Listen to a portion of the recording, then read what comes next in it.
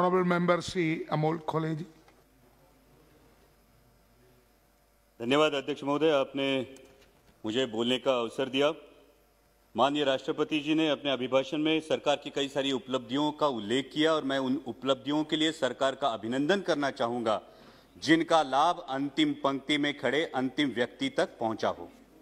राष्ट्रपति जी ने अपने अभिभाषण में नए संसद भवन के निर्माण की बात की, गर्व की बात है, लेकिन सवाल यह उठता है अध्यक्ष महोदय कि जिस देश की सार्वजनिक स्वास्थ्य व्यवस्था कोरोना की महामारी में बुरी तरह से एक्सपोज हुई हो, उस देश की प्राथमिकता क्या होनी चाहिए? नया संसद भवन या हर जिले में हर संसदीय चुनाव क्षेत्र में एक सुसज्ज अत्याधुनिक सार्वजनिक अस्पताल? देश की प्राथमिकता को नजर रखते हुए सिर्फ 22 एम्स से कुछ नहीं होगा। देश की प्राथमिकता को नजर रखते हुए पहले अस्पताल और फिर संसद भवन, इस पर आत्मचिंतन हो, ये मेरी गुजारिश है। प्लीज साइलेंस प्लीज बिदुर जी। और वैसे भी इस संसद भवन की मांग किसी ने नहीं की है, लेकिन हर सांसद मेरे इस बात से सहमत होगा कि हर संसदीय चुनाव क्षेत्र में एमपी लैड फंड के तहत होने वाले विकास कामों की मांग जरूर हो रही है। इसलिए मेरी दरख्वास्त है कि इस एमपी लैड फंड को अविलंब पूर्ववत किया जाए। इसमें अभिभाषण में केंद्र और राज्य की सरकारों के बीच कोऑर्डिनेशन की भी बात की गई। माननीय minister of finance state Anurag ji यहां उपस्थित है। मैं आपका ध्यान आकर्षित करना चाहूंगा कि महाराष्ट्र की सरकार को जीएसटी की 25,000 करोड़ की राशि प्रदान होना बाकी है, उस पर अविलंब विचार किया जाए। राष्ट्रपति जी ने अपने अभिभाषण में युवाओं के रोजगार की बात की। इस सरकार ने सपना दिखाया था कि सालाना 2 करोड़ युवाओं को रोजगार मिलेगा। अजी मिलना तो छोड़िए, जो हाथ में था वो भी चला गया। आज 1000 नौकरियों के लिए लाख युवा अप्लाई करते हैं और 4th क्लास की नौकरी के लिए ग्रेजुएट्स और पोस्ट ग्रेजुएट्स कतार में खड़े आते हैं। पहले नीम और अब नेशनल अप्रेंटिस जैसे प्रोग्राम, ये जो नीतियां हैं, ये देश के युवा वर्ग के लिए शोषण व्यवस्था साबित हो रहा है, क्योंकि पहले नौकरी लग जाती है, फिर माँ बाप शादी कर देते हैं और 2 साल में कंपनी ब्रेक दे देती है ताकि उसको परमानेंट ना करना पड़े और युवा के भविष्य में अंधेरा छा जाता है। इसलिए इन युवाओं के आक्रोश को समझे और इन नीतियों पर पुनर्विचार हो। इस अभिभाषण में और एक बहुत अच्छी बात की गई, वो है आत्मनिर्भर भारत की। जब हम सब ने सुना था कि देश को बिकने नहीं देंगे तो हर किसी को गर्व महसूस हुआ था, लेकिन शायद उसके बाद OLX का विज्ञापन कुछ ज्यादा प्रभावशाली साबित हुआ और वो नीतियों में भी दिखने लगा। बेच डाल, BPCL बेच डाल, BSNL बेच डाल, एयरपोर्ट्स बेच डाल, सीपोर्ट्स बेच डाल। अब डर लगने लगा है कि यह आत्मनिर्भर भारत की बात हो रही है या फिर चुनिंदा पूंजीपति निर्भर भारत की। मैं सचेत करना चाहूंगा कि इस प्रकार से मुक्त अर्थव्यवस्था के आड़े में अगर हम क्रूनी कैपिटलिज्म को बढ़ावा देकर देश के संसाधन चुनिंदा पूंजीपतियों के हाथ में सौंप दे तो देश की आने वाली पीढ़ियां हमें कभी माफ नहीं करेंगी। इसमें राष्ट्रपति जी के अभिभाषण में किसानों की योजनाओं की बात की गई, लेकिन आज जो हमारे अन्नदाता, हमारे किसान भाई दिल्ली की सरहदों पर आंदोलन कर रहे हैं, जिसमें 200 से भारतीय, मैं भारतीय कहूंगा, 200 से भारतीय शहीद हुए, उनके प्रति कोई संवेदना इस अभिभाषण में नहीं दिखाई दी। यह आश्चर्यजनक है। गणतंत्र दिवस पर जो घटना घटी उसकी आलोचना अभिभाषण में हुई। हिंसा का कोई समर्थन नहीं हो सकता, ना ही होना चाहिए, लेकिन उसके उपलक्ष्य में,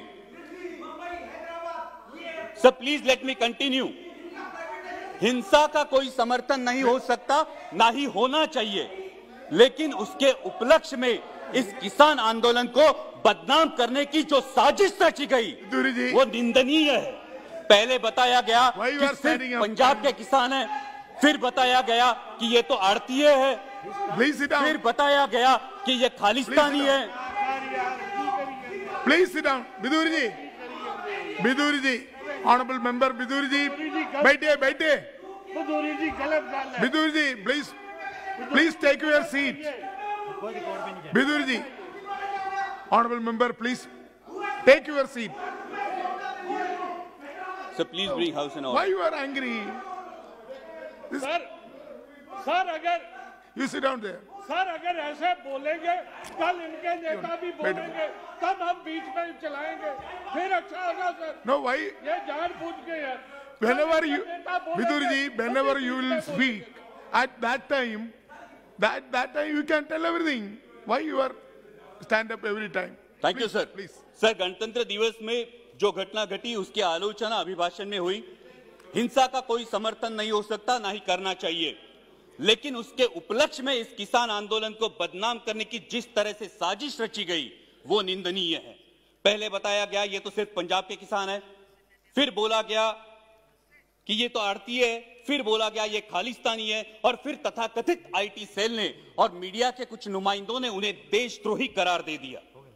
मैं पूछना चाहूंगा कि सर, जो बाप अपने 18 साल के नौजवान बेटे को बोलता है उठ तुझे फौज में भर्ती होना है, तूने बेल्ट की नौकरी करनी है, जो मां अपने बेटे को बॉर्डर भेजते हुए बोलती है कि अगर दुश्मन ने देश पे गोली चलाई तो तूने अपना सीना आगे कर देना है, तो वो देशद्रोही कैसे दिए जाते हैं? सर, आज बेटा सियाचिन में -डिग्री सेल्सियस में देश की रक्षा कर रहा है और उसका 70 साल का बूढ़ा बाप दिल्ली की सरहदों पर अपने हक के लिए कड़ाके की सर्दी में आंदोलन कर रहा है, तो किस मुंह से बोलेंगे जय जवान जय किसान? और सर, आज तो देश को 2 नए शब्द मिले हैं, उसमें से एक है आंदोलन जीवी। मैं शुक्रगुजार हूं इस शब्द के लिए, कारण महाराष्ट्रातले भाजपचे नेते सतत उठसूट आंदोलन करत होते, त्यांना काय म्हणायचं ते आम्हाला या शब्दामुळे कळलं। पण ज्या कष्टकरी वर्गासाठी आमचे बाबा आढावांसारखे सामाजिक कार्यकर्ते वयाच्या 90 ठामपणे उभे राहतात, ते मात्र महाराष्ट्राचा अभिमान है। लेकिन मैं पूछना चाहूंगा सर आपके माध्यम से कि जिस देश की स्वतंत्रता की बुनियाद ही आंदोलन हो, उस देश में इस बात का प्रयोग कैसे किया जा सकता है? सिर्फ 1 मिनट में कंक्लूड करूंगा सर। यहां पे कई माननीय सदस्य बोलते हुए उन्होंने परराष्ट्र में जिन्होंने अच्छी बात की उसकी सराहना की, लेकिन ये कैसी विडंबना है सर, जब ब्राजील के राष्ट्राध्यक्ष संजीवनी की उपाधि देंगे तो हम खुश होंगे, जब अमेरिकी पूर्व राष्ट्राध्यक्ष हाउडी मोदी बोलेंगे तो हम तालियां बजाएंगे, और जब कोई विदेशी मानवता के दृष्टिकोण से किसान आंदोलन पर टिप्पणी करेगा तो फिर वो फॉरेन डिस्ट्रक्टिव आइडियोलॉजी हो जाती है। सर, ये बैरिकेड्स लगाना, ये फेंसिंग करना, ये किस प्रजातंत्र का लक्षण है? सर, महामहिम राष्ट्रपति जी ने अपने अभिभाषण में आर्य चाणक्य के पंक्तियों का उल्लेख किया, लेकिन मैं इस सदन को बताना चाहूंगा कि उन्हीं आर्य चाणक्य ने यह भी बताया है कि जब राजा का अहंकार प्रजाहित से ऊपर उठ जाए तो समझ लेना कि उसके शासनकाल का अंत निश्चित है। और इसीलिए मैं दरख्वास्त करूंगा कि संवेदनशीलता से इस समस्या का किसानों के हित में हल निकाले, ताकि फिर हर देशवासी गर्व से कह सके जय जवान जय किसान।